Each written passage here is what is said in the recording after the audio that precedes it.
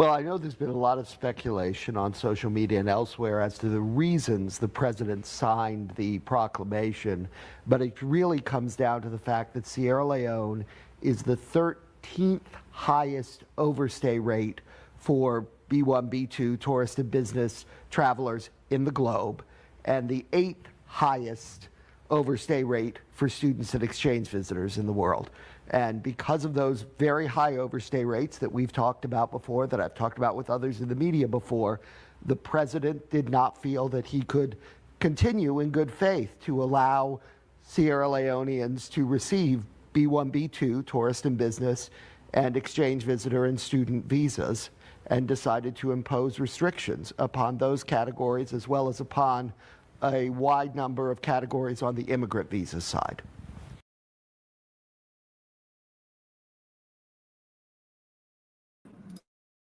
All right, all right. So as you can see, the U.S. ambassador to Sierra Leone has been interviewed and has spoken out. We are going to react today to what he said and what the restrictions are to Sierra Leoneans. We heard directly from the person who's responsible for implementing policy as it pertains to the United States and Sierra Leone in Sierra Leone. And so we're going to talk about that and many more things as this live stream goes on. I am your Joe Hatagwa from Authentic African. Each week we go live with Sierra Leoneans killing it to talk about things happening in Sierra Leone and in the diaspora. It's your weekly dive into the issues, news, and the people shaping Sierra Leone and the diaspora. So each week you can join us as we engage with professionals, journalists, various guests, and sometimes it'll be myself and Admire where we propel the country forward. We'll have in-depth conversations and discussions, enlightening issues that matter most. So make sure you stay a part of this live stream weekly so you can hear about the news happening in Sierra Leone. Now, have any of you guys seen the ambassador, the U.S. ambassador to Sierra Leone on AYV talking about this? I want to hear from you guys if you heard about this. So you saw that he recited a few specific details, right? Before we get into some of the rest of the videos and I get a chance to kind of react to each one of these clips from the interview, I want to give you kind of a high level overview of what Bryan Hunt outlined as part of the visa restrictions when he was on AYV a day after we went live to talk about this in Sierra Leone. Just to be clear, can you guys hear me and can you see me on all platforms? Let me know if you guys can hear me and if you guys can see me on all platforms. We should be live on Instagram, YouTube, Facebook, TikTok. As of right now, Admire will be joining us in just a moment, but I got started.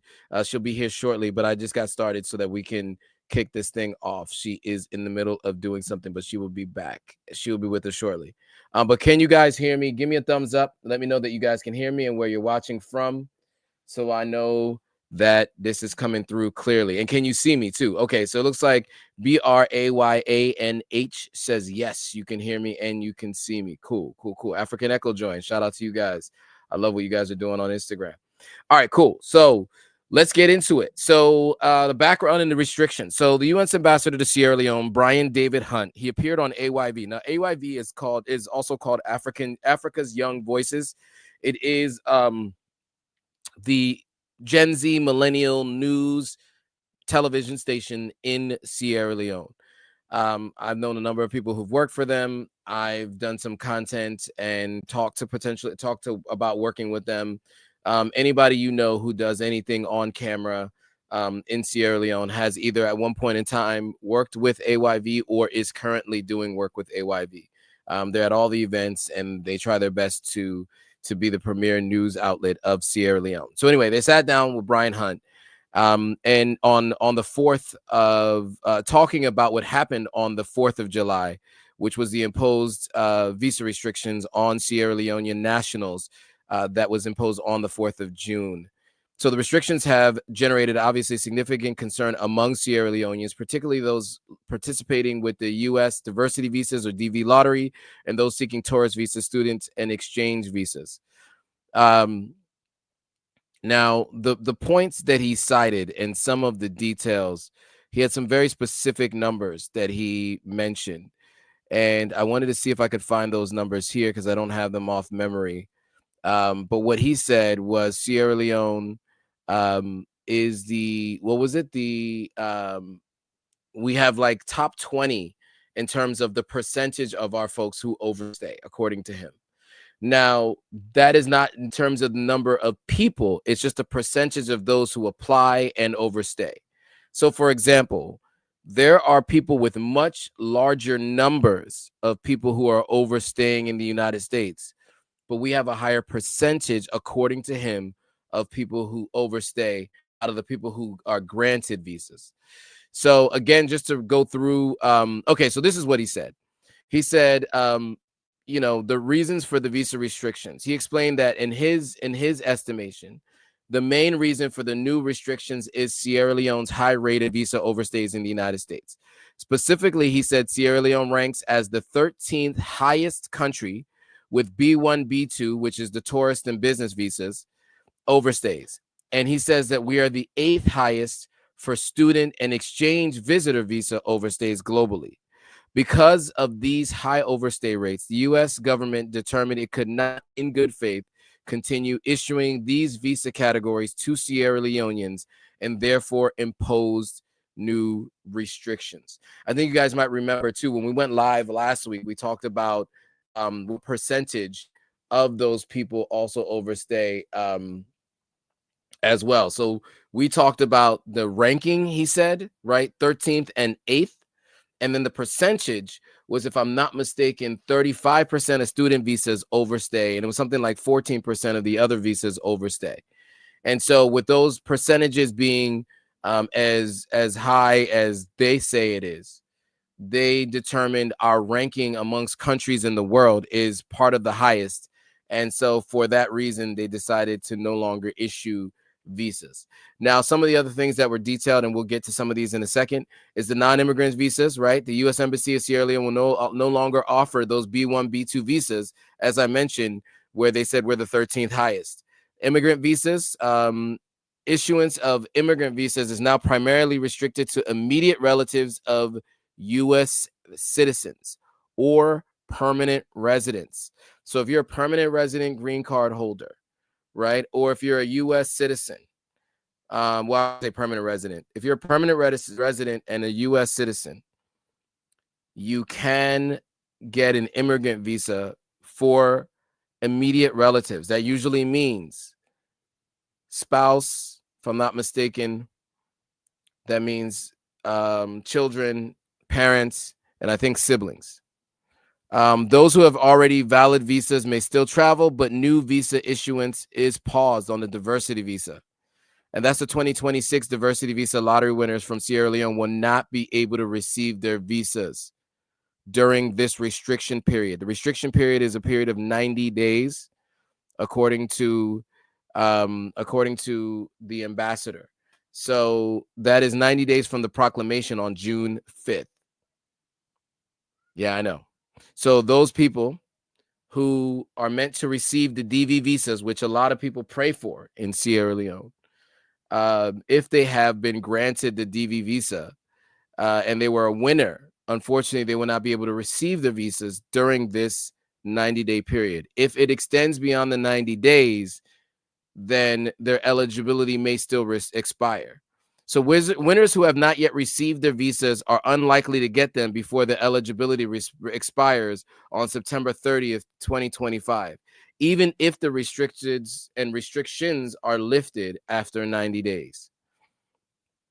So some clarifications that he made during this interview. He said that there's no blanket ban. There's no blanket ban. So Ambassador Hunt emphasized that there is no blanket visa ban or travel ban for Sierra Leoneans. He said the restrictions are targeted and primarily affect non-immigrant and most immigrant visa categories, with exceptions for immediate family members. No import interventions. According to him, the U.S. Embassy has not sent officials to the airport to stop travelers. He says that any communication regarding travel restrictions would come from U.S. Customs and Border Protection to airlines, not from the embassy. U.S. visa application fees. Application fees are not refunded, as they cover the cost of quote-unquote processing, not visa issuance. So this is a standard practice, of course, even when applications are refused for other reasons. So as usual, so much money is lost to Sierra Leoneans every year for quote unquote processing visas, right? And do not get that money back if you do not get that visa. Future outlook. The restrictions are subject to review after 90 days. If the Sierra Leonean government, quote, and the U.S. government reach new agreements on cooperation and overstay rates, quote unquote, decrease, visa insurance may resume in the affected categories. The specific quote he said is, "We are trying a new strategy, we're retooling, and we hope at some point, assuming we're able to come to an agreement with the Sierra Leonean government on new forms of cooperation, we'll be able to resume visa issuance in those categories." That is a direct quote from Ambassador Bryan Hunt. So let me put up on my screen really quickly, for those who are watching on everything but TikTok. We will get you guys a little bit of a view, and then we'll get into the next couple of videos so we can respond to them directly. So let me see here. All right.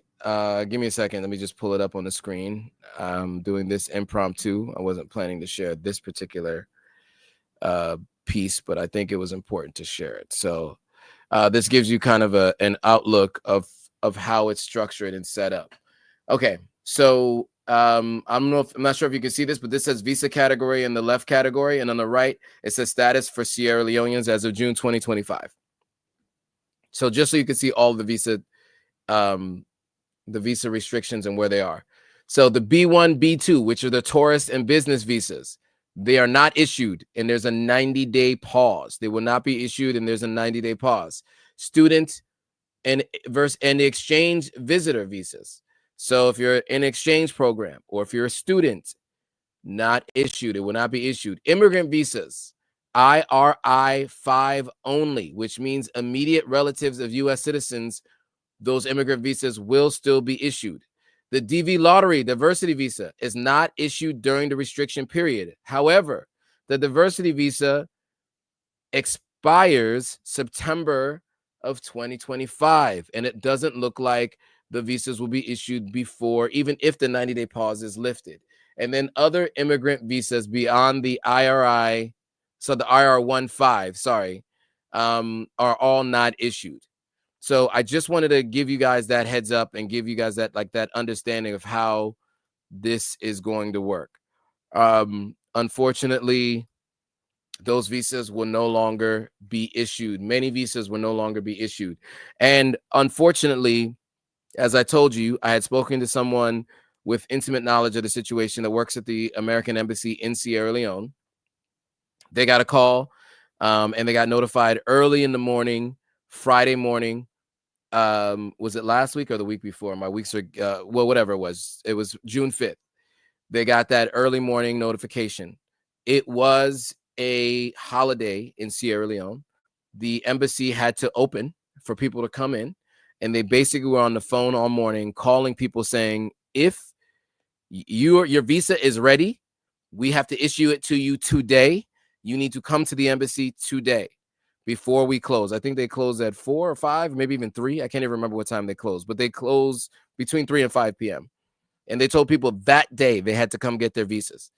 Monday was going to be too late for them to get their visas. So imagine you're going through the process, you paid for it, you find out you're approved, but you are too far away to be able to come to the embassy and pick it up. And by the way, they don't let proxies pick up your visa for you. You have to pick up your visa yourself. You have to go through a screening process through the embassy. There's a process, metal detectors. You have to leave stuff with them. You can't even take your phone inside the building. It all gets left at the door. And at the little security area, and then you go in, maybe with an ID or something of that sort to identify yourself so that you can be issued your visa. That is the only way your visa gets issued to you. And if you were not there on that Friday, visas were not issued to those people. Tiggy says that's terrible. Yes, it is. It's really unfortunate. But again, as I said last week, the thing is, there are going to be many, many policies that we are not going to agree with when it as it pertains to countries that Sierra Leone is dealing with. People are looking to get visas to go to. However, I think that there is some validity in the sense to say that you can't give them a reason to have these kind of policies that you don't agree with. And if it is true, and there's some disputes and debates around how much of what has been said by the U.S. Embassy in Sierra Leone versus what people on the ground have said. But if we have a 35% overstay rate for student visas, 14% overstay rate for business and travel visas, if we're 13th in terms of the number of overstays that we have out of all countries in the world, and we're number 9th in another visa, then it's kind of giving them a reason to say this is why we're not offering visas.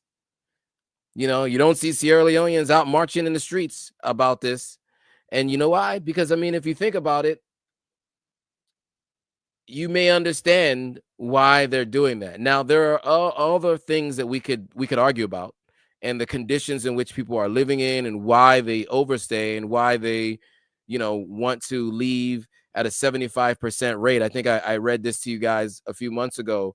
There was a survey. They talked about people wanting to leave Sierra Leone. And it was something like 75% of the people who took that survey said they wanted to leave Sierra Leone and never come back. And that's an unfortunate place for people to be in, and that's how they feel. And then you have folks like myself and others who are trying to get folks to come back to Sierra Leone because there's so much opportunity and there's so much we can do to help advance our country. And I think with more of us doing that, I think you'll have less people wanting to leave and wishing that one day they can go to the United States. I remember when I first came to Sierra Leone, I remember the first time I came to Sierra Leone, and I was talking to a family member of mine, and we were talking about, me growing up in the States and how I wasn't even aware of the privilege I had being an American citizen and born as an American. Even though I love Sierra Leone and Ghana, and I spend a lot of time in West Africa, there are privileges to having a blue passport. We just have to be honest with that, in terms of traveling around the world and many other things. And I remember talking to a cousin of mine who said, one day I will go to America, God willing. And I remember thinking to myself, man, like this is like a dream for him. And that's the first time conceptually I had heard from someone specifically state that one of their life goals is just to be able to get to America. And that kind of stuck with me. And so, everything I do now is about wanting people to not feel like they have to come to America to be able to live a fulfilled life. That especially, specifically with people on the continent of Africa. And that's the focus, right? With everything we're doing is to get people to feel like they're living not the American dream, but they're living the African dream, their own personal dream, right? And that can be done on the continent. That's the goal. Tim Black says, hit the like button, everybody. All right. So let's get to the specifics. So we talked about some of the restrictions already. Let's talk to some of the other numbers that he calls out in this particular interview. So let's listen to what he says about where other people rank in West Africa. What I can say, and I brought the CBP statistics with me because I don't memorize every country. So Sierra Leone's overstay rate is above 15% for B1, B2. Ghana's overstay rate is 7.5%. Nigeria's overstay rate is 7.14%. So we're gravely concerned when any country hits above 10%. And when you hit 15% and are the 13th highest in the globe on misuse for business and tourist visas, that attracts the attention of the administration, and the president has to react. So again, just to listen to those numbers again. What I can say, and I brought the CBP statistics with me because I don't memorize every country. Okay. Sierra Leone's overstay rate is above 15% for B1. So it's 15% and 7 versus Ghana and Nigeria. Now, granted, Sierra Leone is a country with 7 to 9 million people. Ghana has 25 to 30 million people. Some people say 35 million people. And Nigeria has 220 plus million people.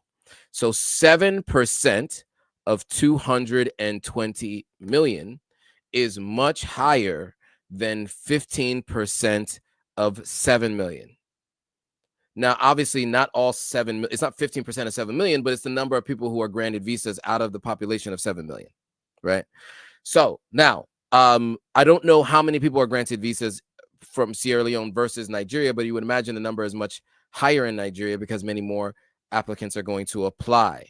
And so any small percentage of that number is going to be a higher number. But we do have double the percentage of those who apply for visas and are granted visas that are overstaying versus our neighbors. That was a question that somebody had asked on the live stream last week when we talked about it, and that's the ambassador's answer to that. Ghana is about 7 point something percent. Nigeria is about 7 point something percent. He said Sierra Leone is 15%. So he says over 10% causes concern, over 15% puts you in the banned categories, right? So according to them, that's their reasons. That's their logic. They have specific numbers to back it up. And it is a rare occurrence where they have specific numbers to back up their policies and their belief systems and why they do things the way they do them. And in this case, they made it very clear. It is because we, as a Sierra Leonean, as a nation of Sierra Leone, we are much higher than our neighbors, or at least other folks in West Africa. Now, what he didn't mention was any other folks in West Africa whose names, that didn't come up. He didn't mention other countries either outside of West Africa. So we don't know where we stand with everyone. But of course, obviously, if we're 13th, that means there's out of 206, I think it is, or 196. I don't know what the number is of recognized countries around the world. There's always some number of countries that are recognized by some regional blocks, not recognized by the United Nations. But in general, it's right around 200 countries that are generally recognized widely. And if we rank 13th worst for overstays in a particular visa category, that is why we have been called out as a nation. So some people ask the question, is it because he's trying to punish Sierra Leone? Has Sierra Leone not cooperated? Has Sierra Leone done something that pissed off the president of the United States? I'm not sure Sierra Leone really is a country that he's focused too much on, to be honest. I think his administration is just calling out anybody over a certain percentage. Probably he wanted to decide to do something with that. I'm just going to be honest with you. If he didn't know, anything about the Congo, then I can't imagine how much he would know about Sierra Leone. All right.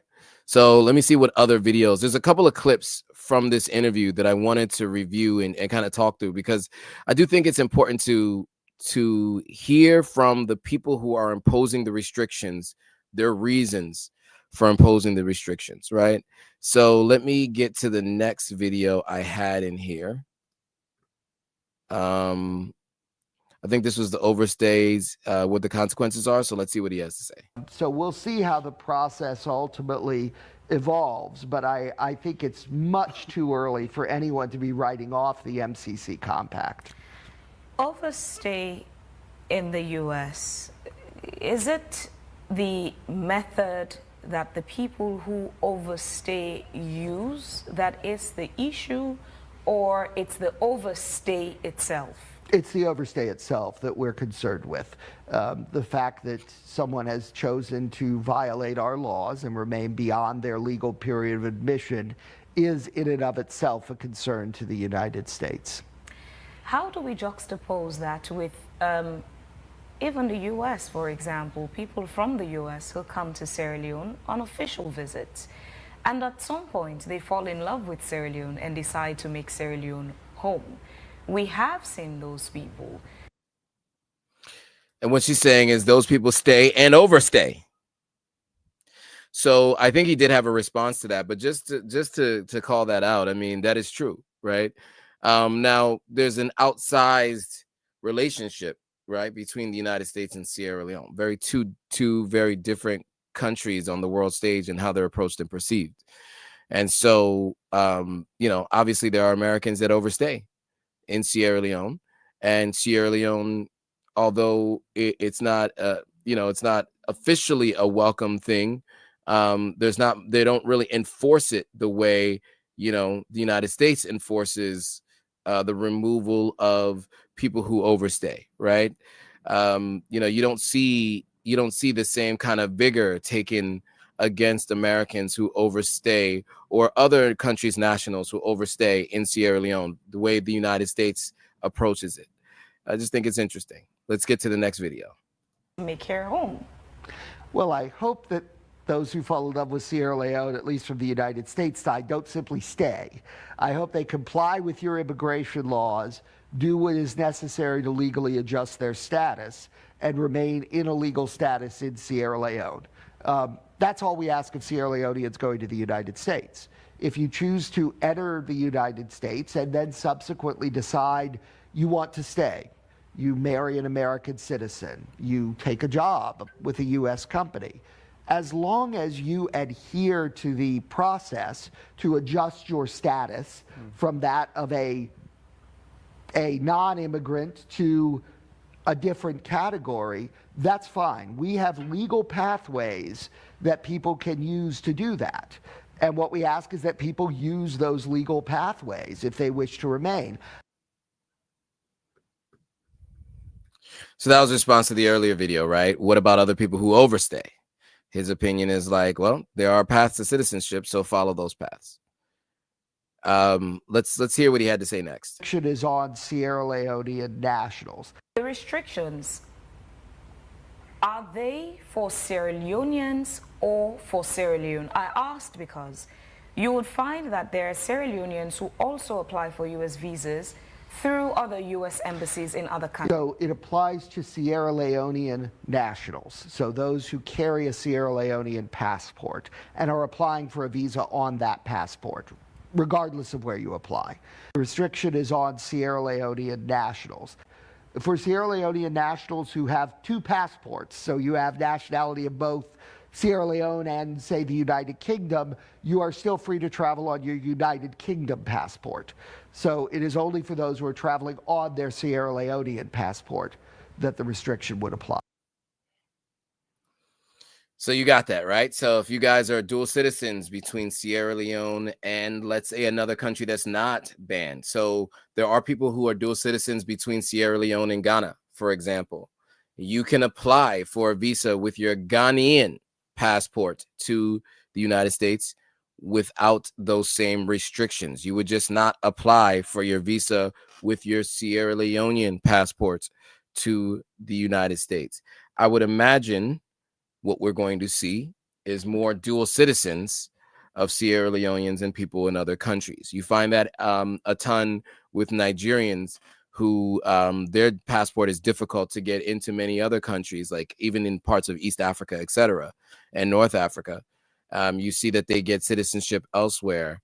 A ton of times they try to work on getting citizenship in other countries so that they can use that country's passport to apply for visas and in other countries. Restriction is on. Okay, so let's see. What else do we have? Flying on social media that the U.S. Embassy had sent correspondence to the airport stopping people with particular kinds of visas. No, that is not. That is categorically untrue. First, the embassy would never do that. That's not our role. Any communication to transportation carriers, airlines, would come from the U.S. Customs and Border Protection Service directly to those carriers. So no, we have not said anything like that. And as I said, the guidance is that those who have visas are able to travel to a U.S. port of entry in order to apply to enter the United States, same as they always were. Yeah, so some points were made there. So Pro Woman says, this as he wears African mudcloth print, I roll. Yeah, I mean, look. Yeah, it is challenging to watch this and to hear the restrictions. But, like I said, our goal here is for people not to wish and pray that they can one day eventually get to America. Our goal here is to have a better life for them in Sierra Leone so they don't have to want to go to America, or so that less people overstay their visas in America and actually come back. There are countries like China, the Philippines, mostly I'll say mostly China, a little bit of India. And you see this in other African nations, by the way, and especially in the Middle East, where you have people who go to America for the prestigious universities that America is known for, very expensive, prestigious universities. They go to these universities and go back to their country of origin and build something amazing. And they don't actually stay in America. They stay back home. A mentor of mine is a perfect example of this. Herman Chenry Hesse was someone who was when it wasn't seen as a bad thing, he was called the Bill Gates of Africa, because he was a person who built an IT company, SoftTribe, and it was a remarkable company, and it's still in existence today. And so he built this company after going to high school in Sierra Leone, going to college in the United States, and moved back to Ghana to build this business and start this company. And you think about Jack Ma, who, went to college in America, was working in America, went back to China and started Alibaba, AliExpress, Alipay, incredible giant company. There's many stories like that. We don't have enough stories like that from Sierra Leone. And that is the goal, right? That's the advice I give people now. Go to the US, go to college. If you really want to go to the US for an education, go to college in the US if you can afford to pay for it, and then move back home and start something new while you still have energy, while you still have a network, while you can build something with bringing that diversity of thought based on what you've experienced outside of the country. All right, what else do we got? There was another question. The fate of those who currently hold a visa, those who had their visas before the pronouncement. So the president was very clear in the proclamation that we are not revoking current visas. So if you had a valid visa that was issued prior to the proclamation going into effect at midnight Eastern Standard Time today, then you are still able to travel to a U.S. port of entry using that visa like you were before, to apply for entry to the United States through a Customs and Border Protection officer. Now, it has always been the case before the proclamation, and will always be the case after the proclamation, that at the end of the day, the interviewing officer has to be convinced that you are arriving for a legitimate purpose consistent with your visa. And they make the final decision, as they always have, on admission. But you are, if you had a visa, still free to travel to the port of entry to seek that admission. So that's an important note, right? If you already have a visa, your visa is not going to be revoked. Now, will it be renewed? It's another question. So now this brings to a point, because you mentioned the immigration officer who you interview with. I've heard this anecdotally, and then I listened to someone who's worked at an American embassy on the continent of Africa. And what you find is the immigration officer is not even going to always look at your documentation. They're listening to your answers to the questions. Now, that is as far as I understand the process to be. I can't tell you what to say. I can't tell you how to say it. I don't know if anybody who's ever going to work at an embassy will ever tell anybody that, because, the embassy doesn't want people to game the system. But what I do understand and what I do know is this. They don't always have time to look at all the documentation that you put in place. If you got $50,000 in the bank account and things like that, they're listening to your questions when you talk to them when you're standing up in front of everybody and you're talking through the glass. The questions that they ask you and how you answer those questions is how they are determining whether or not they think you are a high likelihood to overstay a visa and whether or not they're going to issue you that visa. Catherine Smith says, as a pastor and college professor in Houston, I've worked with foreign exchange students from West Africa. When it's time for them to return back to the West African country, they begin crying.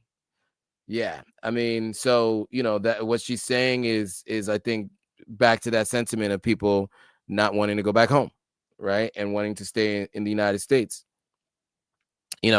But I think we need to make a better environment for our people back home so that they don't feel like they have to come to America, because, not everybody who comes to America thrives in America. I know some people who aren't doing so well who came to America and they've been in America for 40 plus years. What you find is that so many people now are retiring back to Sierra Leone and wishing they had started the process of building something and starting something in Sierra Leone while they were in the US. Because what ends up happening is you rush to get to the US, you get excited, you get to the US. As you move up the socioeconomic ladder, depending on how far you climb, in many cases, you are required to send money back home for family members. And what that does is it slows down a lot of folks from being able to build the dream that they wanted to build.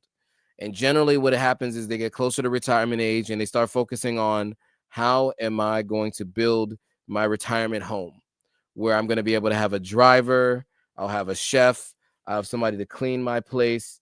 I'll have all of the amenities and the services that I wish I had in the United States, but just can't afford. But by the time they're ready to do that, they're too old to start a business, too tired to, go into entrepreneurship. And so all they do is work tirelessly and hopefully, over the last few years before they move, to build a house and then move back to that house, right? So Marissa says some friends from Haiti have been notified that they must return home. Is Mexico a good option? I hear good things about Mexico for some people. And I think it depends on what city and what part of Mexico you're in. Mexico's a large country. And so there are certain areas and certain cities in Mexico that people do recommend you visit or move to. If you have to leave the United States. Okay. What else do we have? Is there another video that I wanted to play? Let's see. I played those videos. Okay, here's one. Here's another one. What criminalizes them? So under U.S. law, if you are not in a legal status, a legal visa status, you have committed what we call a civil violation under U.S. law, meaning that you can be fined and you can be removed from the United States. What does this mean? How does it look like an illegal visa status? So I go to the United States on my B1, B2 visa. Okay. When I arrive at the border, they stamp me in. That stamp says you can remain for 90 days. Oh. I choose to stay for 120 days because, for whatever reason, I decide I'm going to ignore the 90-day and stay for 120. On day 91, you are out of status. You have committed a civil violation in the United States, and you are subject to both fines and removal from our country. The U.S. You're subject to both fines and removal from the United States. So 90-day visa issued, you stay 91 days, subject to fines. Now, Kabi Lame, who I mentioned before, overstayed his visa, probably because he wanted to go to the Met Gala. I'm not sure. But sometimes these visas are only issued for a 90-day period. You only have 90 days in the country. It's 3 months. And so if you overstay by 1 day, you are subject to fines and removal, right? Which is where you see these ICE raids happening. Ricky Ward says, are you streaming on YouTube as well? I am streaming on YouTube as well. We're streaming on Sierra Leoneans Killing It YouTube channel, and we're streaming on Authentic Africans YouTube channel. All right. And then the final video is about athletes and World Cup travel. Let's listen to what he has to say about that. Approaching the World Cup. Yes. It's a huge global event. Yes. A lot of people will be, well, disenfranchised, if you like, from Sierra Leone to attend these things. Do you think that is a problem already? Or will it be a problem? Yeah, so for those who are traveling to compete in the World Cup, the president has given a waiver so that those who are traveling to compete can still continue to do so, even if they are from one of the countries. For spectators, I'm afraid that if they don't currently hold a B1, B2 visa, they will not be able to travel to the United States at this time. So you guys heard that I think is the World Cup going to be in the US this coming year? So what they're saying is for those traveling to go to the World Cup, only the athletes and I guess the coaches, I would imagine specific staff of the country's team are granted a temporary visa for that particular use case. And then beyond that, No spectators who doesn't already have a visa can come to the U.S. to watch the World Cup and support Sierra Leone because they're not granting visitor visas anymore, at least for the next 90 days. Well, 90 days after June 5th. So I don't know what date that is, but that's where it was scheduled for. We will keep you posted if any of that changes in any way. As of right now, that's what we understand the situation to be. A Free says, I saw some African countries being banned are under scrutiny right now. Even Ghana is on there. That's stupid. What about all the African American people in Ghana? I don't think Ghana's on the restrictions or travel ban list in any way. Now they may be under. There's maybe scrutiny. I don't know if what you mean by scrutiny, except for the fact that there may be like a travel advisory warning. You know, sometimes the Department of Homeland Security does these travel advisory warnings for specific countries. That is a different thing than visa restrictions from people from those countries to get visas for the United States. But yeah, I'm not sure if Ghana's on the travel advisory warning list, but it has been before. I mean, it's been on the list a couple times when I was, traveling to Ghana in the early days of me moving there and kind of flying back and forth. I did see that it was on, the travel advisory list, same as Sierra Leone. But that is a little different from the visa restrictions, right? We're talking more specifically to, you know, travel advisory warnings for many different reasons. Monkeypox for Sierra Leone. At one point in time, it was, COVID for Ghana. It's just, they issue those things sometimes. I'm trying to think if there was anything else we wanted to review and cover. We've been on for 42 minutes. You guys have been engaged, so I appreciate you guys jumping in, answering some questions, asking some questions.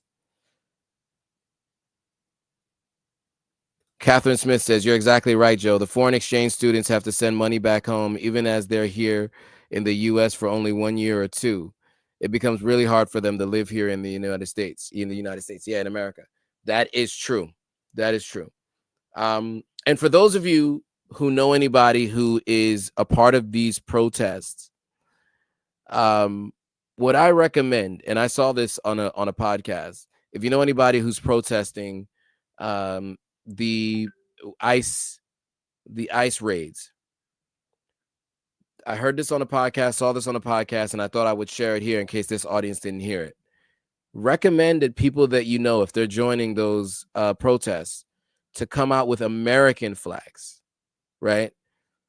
I don't think it serves the best interests of those who are trying to make a statement to come out with a flag of another country that they're already trying to send you back to. It just further proves their point in their mind that that's where and that's where you belong anyway. So just keep that in mind, right?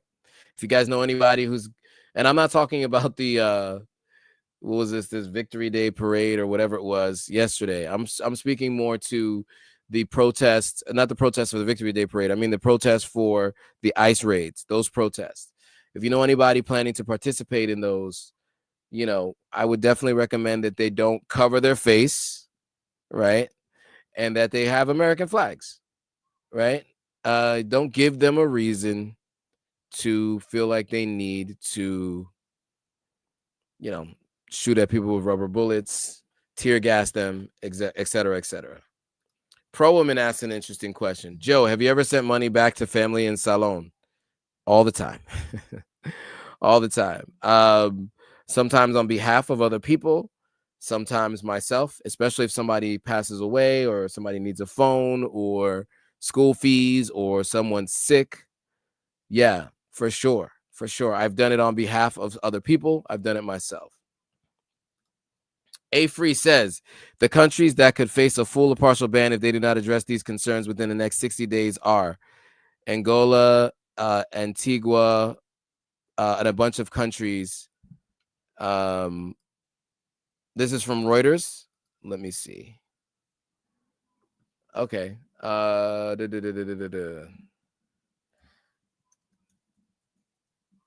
So Reuters, country visa ban. Because well, I think it's Nigeria, Niger, Uganda, Zambia. I didn't see this list. Let's see. Okay, Trump administration. Okay, 2 hours ago. Good call. Thank you for that, A Free. Good call. Good call. So, A Free put us on to something here. So let's share it. Real quickly before we go. This is good. This is, I appreciate you guys jumping in here and offering, new insights. So reported just 2 hours ago. I didn't see it because, I was in the middle of something else. But let's present this screen. I want to show you this article.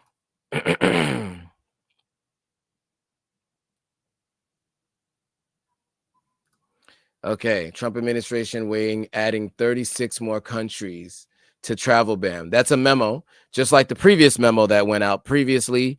There's a new memo. Washington, June 15th. U.S. President Donald Trump's administration is considering significantly expanding its travel restrictions by potentially banning citizens of 36 additional countries from entering the United States, according to the internal State Department cable that has been seen by Reuters. As you guys know, earlier this month, the Republican president signed a proclamation that banned the entry of citizens from 12 countries, then, of course, also restricted many more, including Sierra Leone, saying that the move was needed to protect the United States against foreign terrorists and other national security threats.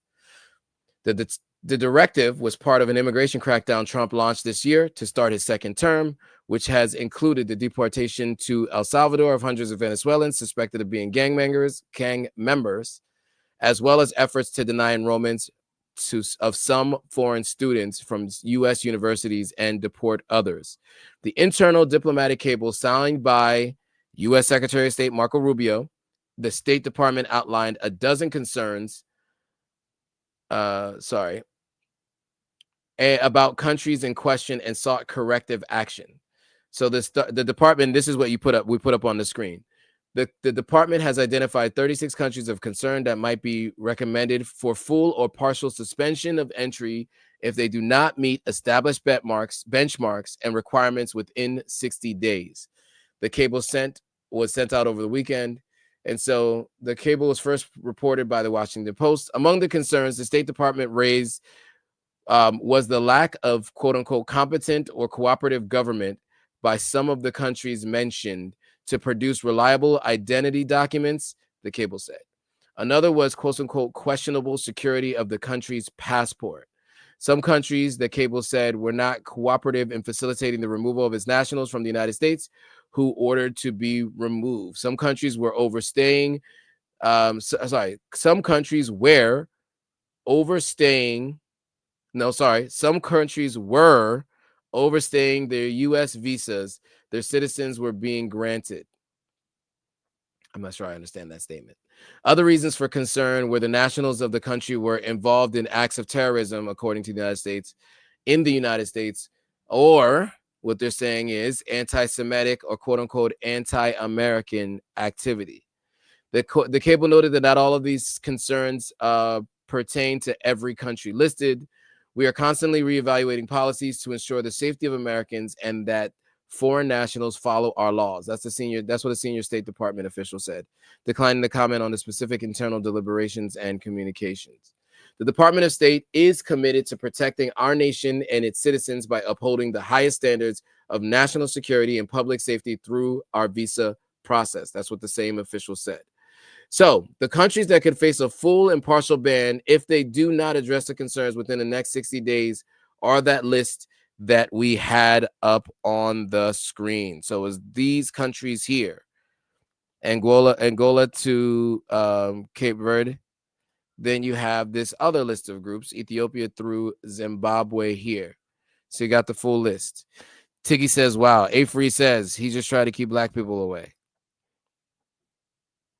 Tiggy says, oh, sure, making, okay, I'll leave that there. You guys read what was on the screen. So the entry of people from 7 other countries, Burundi, Cuba, Laos, Sierra Leone, Togo, Turkmenistan, and Venezuela, were part of this, the original restrictions list that we mentioned before. So I'm glad that A-Free brought that up.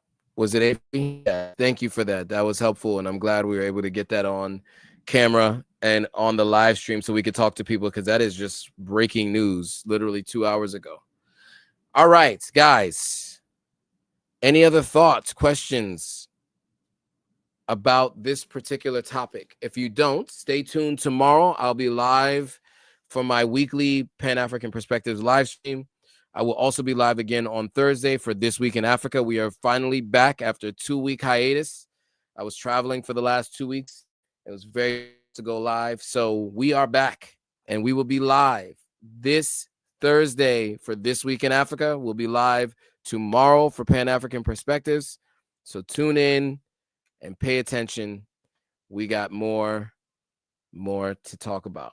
All right. With that, guys, I want to say thank you for watching. I will see you all on the next live stream.